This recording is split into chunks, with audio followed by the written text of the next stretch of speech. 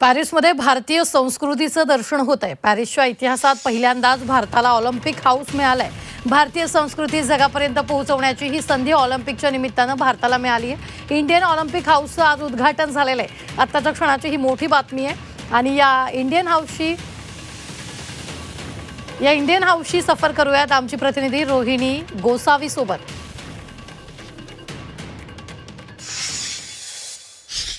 तर Paris Olympic मध्ये अनेक गोष्टी नव्याने आणि पहिल्यांदाच घडलेल्या आहेत हे आपल्याला सगळ्यांना माहिती आहे।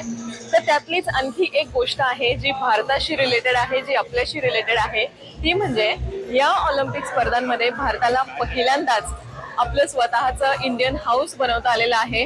रिलायन्स फाउंडेशनने हे पॅरिसमध्ये इंडियन ऑलिम्पिक हाऊस बनवलेलं आहे आणि आता आपण त्याच इंडियन हाऊस मध्ये आहोत। एका बाजूला हे सगळे स्टॉल्स आहेत आणि एका बाजूला ही सगळ्यात एक इंटरेस्टिंग गोष्ट आहे।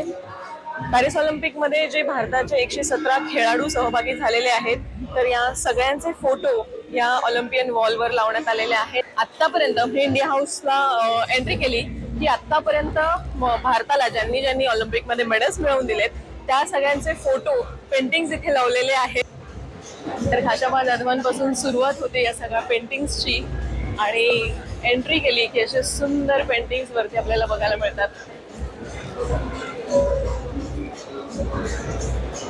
तर फक्त इंडियनच नाही तर फ्रेंच आणि जगभरातल्या ऑलिम्पिकसाठी येणाऱ्या सगळ्या नागरिकांना, पर्यटकांना इंडियन संस्कृती, भारतीय संस्कृती माहिती व्हावी, त्यांच्यापर्यंत पोहोचावी, हा सगळा प्रयत्न या इंडियन ऑलिम्पिक हाऊसच्या माध्यमातून करण्यात आलाय। रोहिणी गोसावी, झी 24 तास, पॅरिस।